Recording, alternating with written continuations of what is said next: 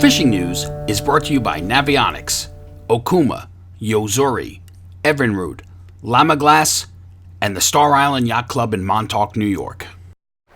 Hey, Toby Lapinski for the New England edition of the Fisherman magazine with this week's web video fishing forecast for New England. Well, if you look over my shoulder here, big expanse of water, you might assume that that's the Atlantic Ocean. Well, it is not. That's actually Lake Michigan. As I'm out here at Sand Bay Beach Resort in Sturgeon Bay, Wisconsin. Yes, I apparently took a bit of a wrong turn this week when I was albie fishing. Hey, you know what they say, albie fever drives you nuts. No, seriously though, I'm here with the guys from Plano and Frabill. We got a bit of a media event. They're actually calling it a content event. We're doing videos, we're doing photos, doing a whole bunch of work, obviously getting a little bit of fishing in as well, trying out all the new products. Now I'm sure you saw our video we did a couple of weeks ago. We shot at ICAST, where we showed you some of the brand new stuff from both of these companies. We had the Plano Edge, which we're actually getting a chance to really check out now, get some hands-on experience with it. Also covered the Frabill Magnum bait station, which I did a review on a couple of weeks ago. We're checking out some of the awesome nets from Frabill as well. But it's one thing to see the stuff up in the rooms, in the conference room, check it out. It's a whole other deal to get it out on the water and really put it to good use. And that's what we've been doing, fortunately. Yesterday was poking around, did some targeting smallmouth bass. Guide got a really nice walleye right off the bat. Then it was a bit of a grind. I mean, everybody's having a tough time. We've had some crazy winds here. I really, at times, felt like I was out on the Atlantic Ocean. Almost felt at home, if for not the fact that the water wasn't salty. But yeah, yesterday we had a couple pike. We had some smallmouth. I had some of the local trash fish. I had a goby. I also got a big sheep's head, which, hey, to me was pretty cool, but these guys say that's their trash fish. That's like lower than our sea robins, apparently, back home, because you can't even eat these things. But today, went out with another guide, Captain Dave Olson. Now he's the primary muskie guide here for the resort that I'm staying at, and the guides that are associated with it. So I was pretty psyched. Never caught a muskie, hoping to knock it off my bucket list. Well, I guess I kind of halfway did, in that one of the guys on the boat, Charlie Davis from Plano and Plano and Frabill, excuse me. His number came up when we were trolling, and he got the first rod, grabbed it, jumped on it, got a really nice muskie. And while again, I didn't get to reel it in, I did get to take some cool photos, and I had to lean in, just give it a quick touch. Nonetheless, it was really cool to see. It's an amazing creature. Hopefully I'll get a chance later on, maybe today, tomorrow, what have you, or another trip out here to knock the muskie off of my bucket list. But that's right, it wasn't done at that point. Got into some more. We got some pike we trolled up, nothing giant, to the, I don't know, 32, 34 inch range, somewhere in that area. Nothing to, nothing to be too upset with. I was really happy. Got in on some fish. But then the weather went south on us. We had to make a move, bounced around, hit a couple of spots, tried to get out of the wind, trying to jig up some walleye. We were looking for some salmon and some trout in the up inside Sturgeon Bay, which actually connects two sides of Lake Michigan.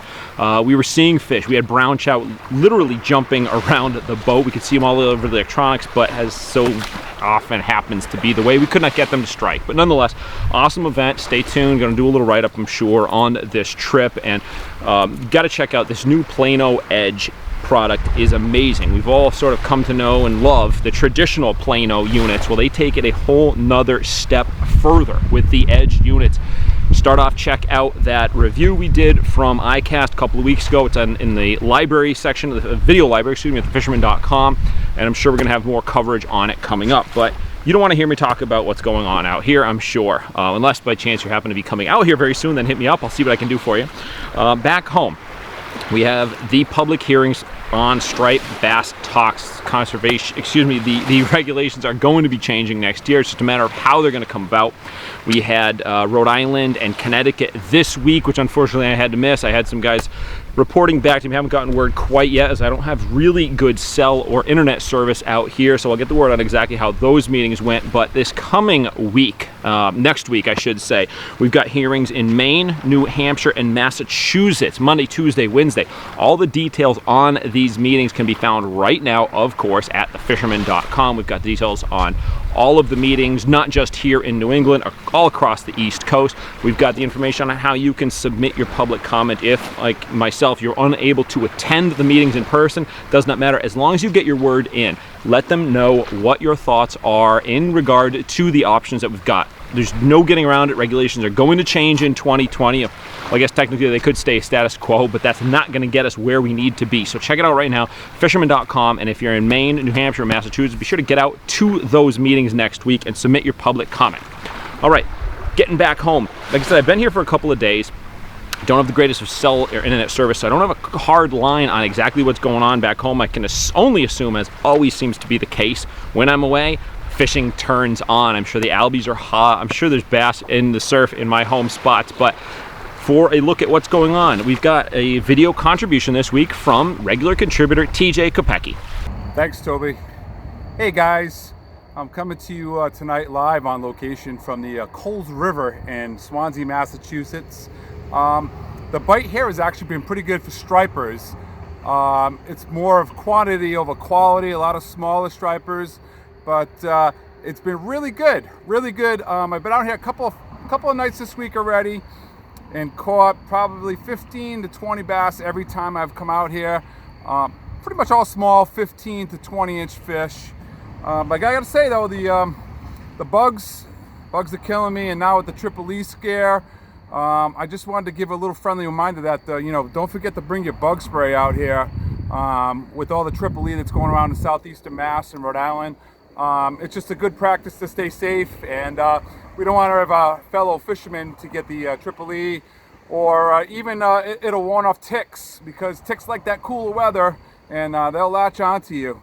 But moving on to reports, I fished in the Warren River.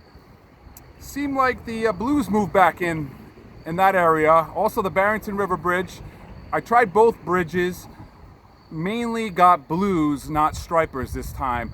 The blues were bigger. They were boiling in the river. I could watch them from the bridge boiling up inside the Warren River. So if you want to fish that area, you can actually cast out to them from behind the American Tourister. And getting to Barrington Beach, still hot with big bluefish. There's really, really big bluefish in the mouth of the Providence River. They keep moving around Nayet Point and getting onto Barrington Beach. So if you can get onto Barrington Beach and surf cast and have that 9-foot rod where you can actually get a plug out far, you're definitely going to connect with some big bluefish. I did see some pictures on my social media Instagram page of some big tog being caught actually off of, I'm going to say it's Newport. Can't confirm that though, but I know there's some tog out there. There's some smaller tog being caught in the Warren River. So if you want to go into your bait store, get some crabs, put on a jig and fish the bottom, you're probably going to do well. You're probably going to get a lot of small fish right now because the water's still warm up in the rivers. I do see people catching scup up there, so you know the water's warm. But hey, from the East Bay and Mount Hope, I didn't get out my boat this weekend. I did some repairs and stuff that you got to do to get in the later season. Preparation is big. So I just want to wish you all tight lines, and hope you guys are out there fishing. Awesome. Thank you very much, TJ. Always appreciate your submissions. If anyone out there watching this video wants to get in on future submissions, whether you want to give me a video, you want to just send me an email report, whatever the case may be, you can do it every week. You can do it just one and done. Whatever you feel comfortable with, I'm always open to it. So just shoot me an email, Lapinski@thefisherman.com. Super easy process. You can shoot on a fancy camera, microphone, what have you, like I've got going here. Shoot it yourself like I'm doing. You can shoot it with a cell phone, whatever. I'm not picky on it. Just want to get the contributions from you, letting me know what you're catching. Again, doesn't have to be every week, can just be one and done. Whatever you want, shoot me an email, Lapinski@thefisherman.com. Hopefully we'll see you in the videos coming up. And as you've been paying attention all along, we've got another contributor, Tim Moore of Tim Moore Outdoors. Unfortunately, Tim was a little busy this week. He was not able to get me a video report, but nonetheless, he checked in, let me know what was going on in his area. He says he's entering the final stretch of the lake trout and salmon season on Lake Winnipesaukee as that closes on September 30th. So he's got, 4 5-6 more days or so until that's open, but nonetheless he's finding good catches of fish. It always seems to be the way when season is closing, regardless of the species, that's when they turn on. But nonetheless he's finding them at about 140 feet of water, getting them really well on blue 1.4 ounce Daddy Mac Nervous Minnow. That metal, really good option for jigging over them in deep water. Basically said you just got to find where the schools are, put your bait above them, and they're going to come up and hit them. But with the salmon and lake trout season closing doesn't mean the fishing's over with by any extent of the imagination. He said, as always seems to be the case though, at this time of the year, the crappie bite is really kicking into gear. The bite is absolutely on. He expects this to hold up right into ice season. It's going to be really good in the bays, and he's been finding inside those bays of Lake Winnipesaukee in the 30-foot depths, the crappie are schooling up really tight. For numbers, picking them off with jigs when he finds a big pile of fish, but if he wants to pull those bigger slabs out of the mix, he's been throwing the Salmo Chubby Darter. That's really been producing those bigger, better fish for him. That's something we like to use on the ice. Obviously works on the open water as well. So awesome, really good, really cool to hear you got that bite going on up there, Tim. All right, well, unfortunately, as I said, I don't have a whole lot directly of what's going on back home right now, as I'm a bit cut off from everything here, Lake Michigan, but that does not mean that you cannot find out what's going on. As always, you can just head on over to thefisherman.com. We've got all of the printed fishing reports posted right now, free, open to the public. You can sort by your state, check out your local ports, what have you, private, for hires, tackle shops, and so on. That is all available right now at thefisherman.com. So, once again, as always, I'm Toby Lapinski for the New England edition of Fisherman Magazine, wishing you tight lines if you head out onto the water this weekend. Win the incredible Steigercraft Evinrude Lowrance Grand Prize Boat Package and more in the Fisherman's 2019 Dreamboat Fishing Challenge. Get the details now at thefisherman.com.